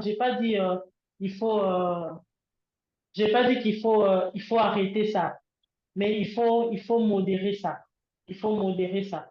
Et puis après aussi éviter d'utiliser dans la préparation des plats, la sauce au soja et puis les cubes culinaires. Voilà, les cubes culinaires, les cubes que nous avons l'habitude d'acheter, ça, le bouillon de ceci, le bouillon de ceci, et puis la sauce au soja. Il faut vraiment éviter l'utilisation de ces deux choses dans le repas. Donc, voilà. Merci, coach. J'ai vu que le professeur Mafoui a demandé la parole à un moment donné. Euh, professeur, est-ce que vous êtes encore avec nous? Vous avez demandé la parole. Allô? Est-ce que l'on Bonsoir, m'entend? professeur. Oui, Oui, professeur, nous vous bonsoir. captons bien. Bonsoir. Désolé, au fait, j'ai baissé la main parce que je me suis déplacé. Alors là, je suis en route. Je ne sais pas, peut-être la qualité ne sera pas bonne, mais Non, je on vous vais quand capte même bien. On vous intervenir. capte très bien, professeur. Ok, je voudrais dire merci à Madame Tania et merci aussi à Dr Serge Bilanga Abetou. En fait, mon intervention, c'était pour soutenir un peu ce que Madame Tania disait. Par rapport d'abord au coût et à l'aliment, beaucoup de gens pensent que tout ce qu'il y a comme aliment coûte, l'aliment malsain, ça coûte moins cher. Non, au contraire, moi je pense que l'aliment malsain aujourd'hui coûte cher. Parce que quand je prends l'exemple d'un shawarma, un shawarma, si vous allez dans des supermarchés ou je ne sais pas, dans des places, vous l'avez à 9 000 francs ou à 12 000 francs. Alors, 5 avec ces dollars. prix, voilà, vous pouvez aussi composer une bonne alimentation avec 12 000 francs et avec 9 000 francs. Donc, moi, je pense ici, les problèmes se retrouvent au niveau où nous pensons que manger, c'est d'abord la quantité. Parce que le principe de la malbouffe, c'est de remplir les ventres et ne pas penser Voilà. d'abord aux besoins nutritionnels. Alors que nous devons faire le contraire. Si nous voulons vraiment bien nous alimenter, nous devons commencer par penser aux besoins nutritionnels et puis penser à comment remplir nos ventres avec la bonne alimentation. Donc, c'est ce schéma-là que nous devons adopter. Et moi, je l'ai dit pourquoi? Parce que nous sommes agronomes. Et quand nous préparons l'aliment pour les animaux, on ne commence pas par réfléchir à la quantité. On commence d'abord par réfléchir combien de protéines il faut à cet animal, qu'est-ce qu'il faut comme énergie, et on apporte ces éléments. Ce n'est qu'après qu'on se dit quelle quantité l'aliment doit manger par jour. Alors, si nous réfléchissons comme ça, nous verrons que même celui qui a 5 000 francs peut réfléchir sur qu'est-ce qu'il peut manger pour pouvoir répondre d'abord à ses besoins nutritionnels en termes de kilocalories, en termes de protéines, et après voir comment répondre au problème des quantités. Donc, il ne faut pas croire, parce qu'à un moment, nous avons fait travailler avec un collègue qui avait fait même du succès avec ses travaux, où il a composé des aliments à moins cher avec les revenus des étudiants. Et on s'est rendu compte que même un étudiant qui a 2 000, 3 000 francs sur le campus, il peut bien manger. Quand on dit bien manger, répondre à tous les besoins et même aussi satisfaire en termes de quantité. Vous voyez un peu? Parce qu'en réalité, on n'a pas besoin de beaucoup de choses. Nous pensons que l'alimentation, c'est beaucoup de choses. La question qui a été posée sur la viande, si je regarde en termes de quantité, nous sommes à 120 grammes de viande à peu près pour une personne adulte. Mais 120 grammes de viande, ce n'est pas beaucoup. Voyez-vous, ce n'est pas beaucoup. Si tu as de la bonne viande, mais tu peux l'avoir assez facilement et à moindre prix aussi. Mais c'est parce que quand nous voyons de la viande, nous voulons un demi-poulet pour nous-mêmes. Voyez-vous? Et ça pose problème. Donc, je pense qu'à ce niveau-là, la coach a raison sur le plan éducationnel. On doit éduquer la population, leur montrer c'est quoi s'alimenter. C'est d'abord répondre aux besoins nutritionnels et après voir la quantité qui viendra après. Sinon, si nous tombons sur les pièges de la malbouffe, où on nous donne beaucoup de trucs qui nous servent à rien si ce n'est à détruire notre corps, et ça, ce n'est pas une bonne chose. Ça, ce n'est pas une bonne chose. Alors, donc, je vais aussi intervenir sur les aliments, la liste dont Madame a donné. Vous devez savoir, on nous pose beaucoup de questions, nous, agronomes, sur les vertus des aliments. Les vertus, c'est bien, mais on ne peut bénéficier des vertus que lorsqu'on en fait un mode alimentaire quotidien. Il ne faut pas que quand tu as les problèmes, on te donne une liste, tu te bourres de l'ail parce qu'on a dit que l'ail c'est bon. Mais là, ça fera problème. Moi, j'ai vu des gens qui ont eu des problèmes avec leur type digestif parce qu'ils ont pris beaucoup d'ail. Tout simplement parce qu'ils ont lu quelque part que l'ail est une bonne chose, ou le gingembre ou quoi que ce soit. Donc, si vous voulez bénéficier des vertus de tout ce que les plantes ont, prenez l'habitude d'incorporer ça quotidiennement dans votre alimentation et aussi de voir les méthodes de cuisson. Beaucoup d'entre nous cuisent trop les aliments pour rien, en détruisant les éléments importants, les vitamines, certains minéraux, etc.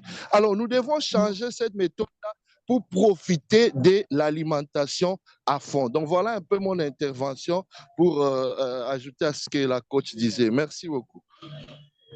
Wow, wow. Professeur Mafouila, grand merci. Merci à tous pour ce webinaire très intéressant, pour toutes ces contributions. Et d'abord, je rappelle pour ceux qui nous ont rejoints en retard que ce webinaire est organisé en préparation de la 2e édition du marché agricole Bilanga Betou, le Magric BIB2, qui aura lieu du 22 au 28 juillet 2024 à Kinshasa, au stade Albert Ier, dans l'enceinte du collège Moboto. Et le thème principal, c'est produire, nourrir la ville d'aujourd'hui et de demain. Donc, vous êtes tous très attendus. Le marché agricole, ce sont des applications pratiques. Déjà ce soir, coach Tania, professeur Mafouila, moi, quand vous parlez là, je me fais des idées dans la tête. Donc, au marché agricole, nous attendons, par exemple, bon, c'est déjà très bien parce que vous êtes de l'université de Kinshasa et l'université de Kinshasa a déjà confirmé sa participation. Donc, l'université de Kinshasa aura un stand. Nous attendons de l'université de Kinshasa un stand à la hauteur voilà, de son rang, de ses ambitions. Nous attendons 10 000 personnes.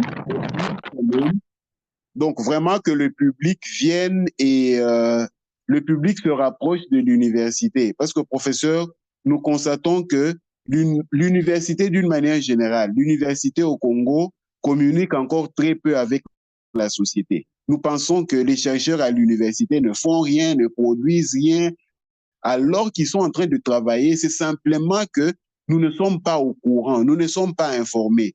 Il y a quelques années, je me rappelle, hein, professeur, il doit y avoir 10 ans ou, je ne sais plus, 10 ou plus de 10 ans comme ça, il y avait l'expo Essurès à l'Académie des Beaux-Arts. J'ai participé à ces expos-là d'affilée comme ça. Je pense que ça devait être 2013-2014. J'étais impressionné, agréablement impressionné de voir les applications pratiques, les publications, les résultats de recherche de nos universités. Et c'était beaucoup d'institutions, de nombreuses institutions de la RDC. Donc les provinces étaient représentées. Nous voulons vraiment voir l'université active, dynamique au Maghreb BIB. Alors, professeur, vous voyez, vous parlez du travail de votre collègue qui a connu du succès.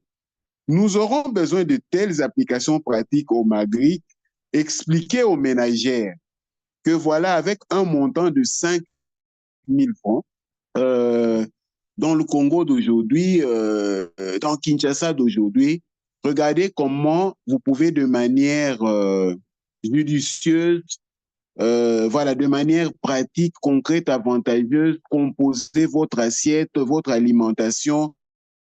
Et donc, les nuances que vous venez de faire sont très importantes. Pourquoi aujourd'hui? Pourquoi sommes-nous portés à croire que pour manger sainement, manger sain, il faut dépenser. Manger sain nous coûte cher. Justement, il y a la com, il y a la com. Regardez toute la com, la publicité qui entoure les éléments, les produits de la transformation agroalimentaire. Donc, ça nous donne toujours l'impression que ce sont des produits élitistes et ce sont des produits qui ne reviennent qu'à ceux qui ont un pouvoir économique, un pouvoir d'achat conséquent. Voyez ce qui nous déroute aussi. Donc, je pense que le marché agricole, nous l'appelons marché de solutions et d'opportunités agricoles, doit pouvoir nous éclairer sur ce point-là. Est-ce qu'il y a encore des demandes de parole? Donc, nous terminons dans 10 minutes en principe. Coach, je voudrais que vous développiez un peu sur le principe ou sur la notion du petit déjeuner. Le petit déjeuner, comment doit-il être? Est-ce que nous savons pourquoi aujourd'hui le petit déjeuner est tourné sur du pain, de la charcuterie, sur du fromage, ainsi de suite. Nous savons d'où ça vient. Est-ce que, voilà, est-ce qu'il faut modifier? Est-ce que localement, nous-mêmes, nous avons une formule de petit déjeuner? Je me rappelle, d'ailleurs, coach, rappelez-vous, quand nous sommes allés, nous avons participé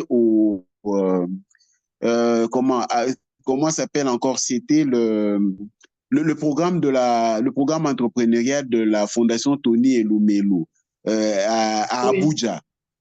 Voilà, en 2019. Nous avons été accueillis, nous étions logés et au petit déjeuner, c'était de l'igname au poisson. Donc, je n'en revenais pas. Mais c'était de l'igname au poisson. Mais finalement, ce que les Nigérians ont fait de l'igname aujourd'hui, c'est extraordinaire.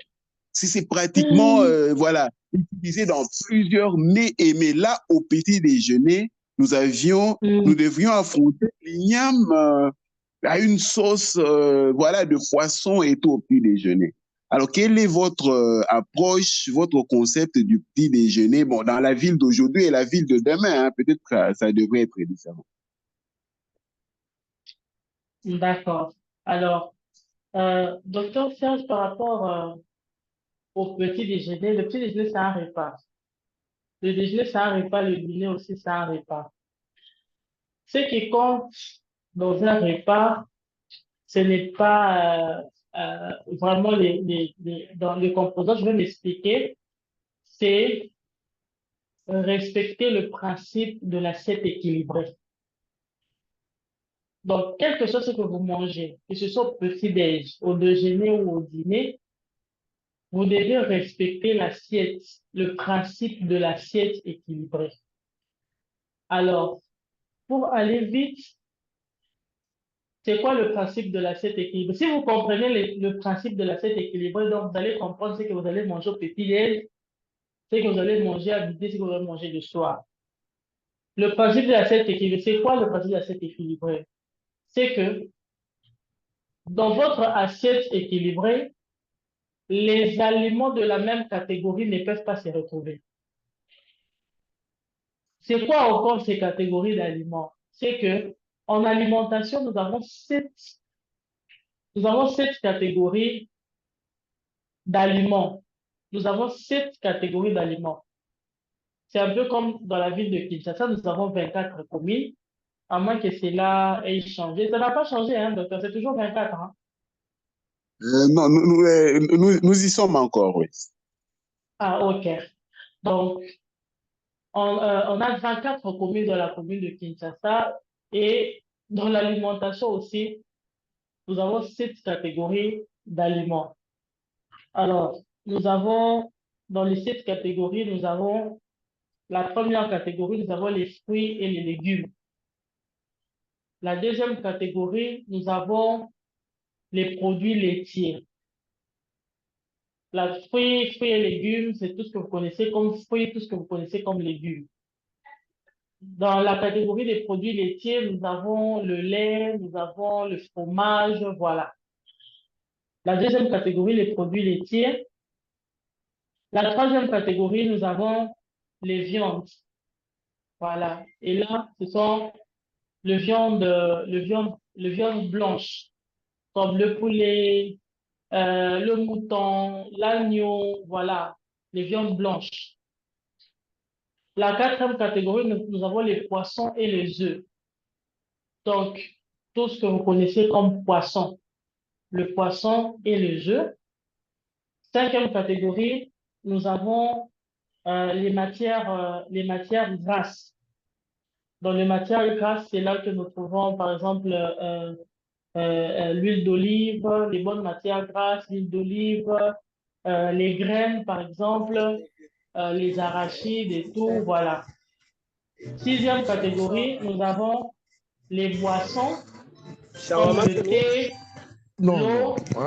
Les bêtises là, le thé, l'eau. C'est d'ailleurs la conférence sur laquelle je suis. On est en train d'expliquer comment bien s'alimenter. Et puis la septième catégorie, nous avons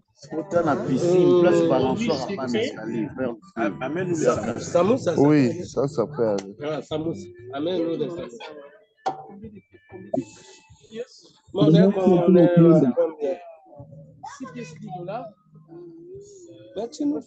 Voilà. Il y a quelqu'un qui a désactivé son micro. Parce que nous sommes... pardon, Madame Rachel, oui, vous pouvez y aller. Ah, d'accord. Voilà. Donc, je disais, voilà, les boissons, la septième catégorie, le produit sucré. Donc, je vais répondre vite pour qu'on comprenne. On a la première catégorie, les fruits et les légumes. C'est tout ce que nous connaissons comme fruits et légumes. Deuxième catégorie, les produits laitiers. Troisième catégorie, les viandes. Quatrième catégorie, les poissons et œufs. Cinquième catégorie, les matières grasses, les bonnes matières grasses, comme l'huile d'olive, les graines. Sixième catégorie, nous avons les boissons.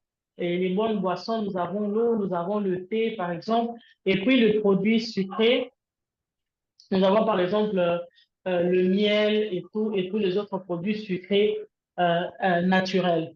Alors, le principe de l'assiette équilibrée, c'est que vous devez constituer vos repas avec les différents aliments, les aliments des catégories différentes.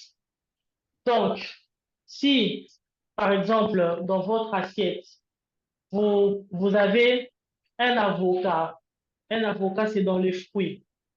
Vous avez du pain complet. Le pain complet, c'est dans les céréales. Vous avez le pain complet, c'est dans les céréales. Vous avez les œufs, c'est une autre catégorie. Le pain complet, c'est une autre catégorie. L'avocat, par exemple, ou la pomme, c'est une autre catégorie. Donc, vous avez une boisson, vous avez le thé, voilà, vous avez du miel. Donc, vous avez pris un petit déjeuner équilibré parce que vous avez dans votre petit déj 5 aliments, mais les 5 aliments sont des catégories différentes. Le miel, c'est dans le produit sucré. L'avocat, c'est dans le fruit. Le thé, c'est dans les boissons. Euh, le pain, c'est dans les céréales. Le céréal où nous avons les pommes de terre, les patates douces, les riz, c'est dans les céréales. Et vous avez les œufs. Les œufs, c'est dans la catégorie poisson et œufs. Donc, vous avez respecté le principe de l'assiette équilibrée. Donc, n'empêche que dans votre petit-déj, si ce jour-là, vous avez pris l'igname, vous avez pris du poisson, c'est déjà 2 aliments de 2 catégories différentes. Rajoutez les autres catégories et puis vous allez composer l'assiette équilibrée. C'est un petit déjeuner équilibré. Mais le mal que nous faisons maintenant, c'est quoi? C'est que deux fois, nous ne respectons pas le principe de l'assiette équilibrée. Nous mangeons, des fois, dans une assiette, nous avons des aliments de la même catégorie. Tu prends quelqu'un qui te mange le quaker et les pains les matins. Quaker, c'est dans céréales. Pain, c'est dans céréales. Donc, tu as 2 aliments d'une même catégorie. 2 aliments d'une même catégorie. Donc, tu n'as pas respecté le principe de l'assiette équilibrée. Du coup, donc, tu n'es pas en train de bien manger. Tu n'es pas en train de bien manger. Tu as peut-être apporté des valeurs nutritionnelles, des valeurs nutritives à ton corps, mais comme tu n'as pas respecté le principe de l'assiette équilibrée, donc tu as peut-être apporté beaucoup plus de graisse qu'il t'en fallait le matin. Tu prends dans une même assiette, tu prends et la chikwang, et le makemba, et le riz, et le poulet, et le poisson. Tu as 3 aliments de la même catégorie. Voilà, 3 aliments de la même catégorie. Tu n'as pas respecté le principe de l'assiette équilibrée. Donc, que ce soit le petit-déj, le déjeuner ou le dîner, veillez à respecter le principe de l'assiette équilibrée. Donc, ce n'est pas pour rien que, quand nous mangeons, par exemple, à midi, nous mangeons riz, pondou et poisson. C'est pas pour rien. C'est parce que ce sont les catégories, ce sont les aliments des catégories différentes.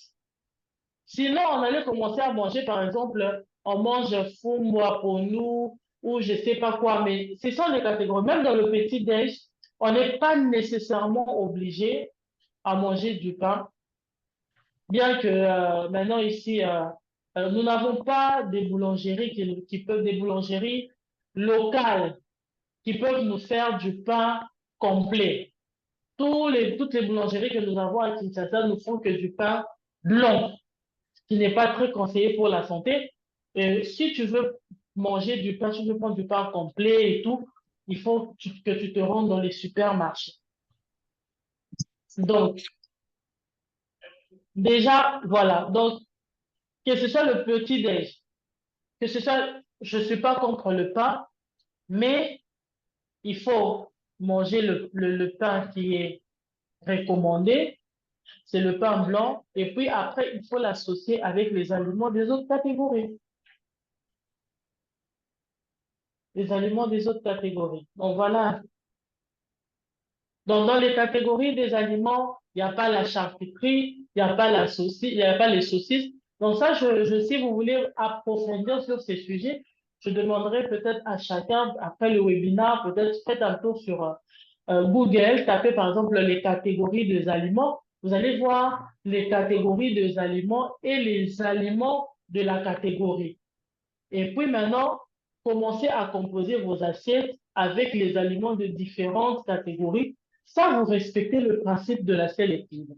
Comment dans un petit déj, tu prends une tasse de lait, tu prends un yaourt, la tasse de lait et le yaourt, les deux sont des produits laitiers. Tu prends la tasse de lait, tu finis de prendre la tasse de lait, tu prends encore les yaourts. Après, tu prends encore les pains avec les fromages. Trois aliments de la même catégorie, fromage, lait, yaourt, ils sont de la même catégorie. Ils ne peuvent pas se manger comme ça dans le principe de l'assiette équilibre. Wow. En tout cas, coach Tania, merci pour ce soir. Je vous en prie. Nous sommes très édifiés et nous avons la chance, nous avons le privilège d'écouter des intervenants de haut niveau. Les webinaires sont vraiment de haute facture et nous vous en sommes reconnaissants. À vrai dire, vous nous laissez sur notre soif, hein, parce que c'est très intéressant. On a envie de poser plus de questions, mais il est 19h33, donc on devrait arrêter à 30. Je remercie tous les participants, d'où qu'ils soient, d'avoir suivi ce webinaire. Il est enregistré et il sera diffusé sur tous les réseaux sociaux, les canaux de communication de Bilanga Yabetu. Donc, ceux qui n'ont pas... Généralement, on l'a remarqué avec la première édition, les webinaires sont intemporels, hein. Les gens peuvent les suivre de partout, à n'importe quel moment, et nous revenir même. Ils disent, nous avons suivi le webinaire de 2021, de telle l'année, et on a intéressé par tel ou tel autre aspect, et qu'on peut entrer en contact avec l'orateur ou encore d'autres requêtes, avec d'autres requêtes. Donc, coach Tania, dernière chose, en tout cas au marché, pendant l'event, donc du 22 au 28 juillet, nous attendons vraiment de vous toutes ces applications pratiques. Venez nous démontrer sur votre... On sera très curieux de passer par votre stand, voir comment composer une assiette saine, voir comment résoudre exactement, comment calculer tout ça, comment résoudre, comment composer son alimentation quand on est dans certaines conditions médicales, par exemple, qui nous obligent de restreindre ou d'éviter totalement telle ou telle autre chose. Donc, grand merci et merci à tous les participants. Merci pour vos questions, vos contributions qui nous ont enrichis. Rendez-vous le vendredi prochain, le 28 juin, pour notre 7e webinaire. Donc, merci à Madame Rachel pour la gestion technique de nos webinaires. Bonne soirée à tous. Merci pareillement, Dr. Serge.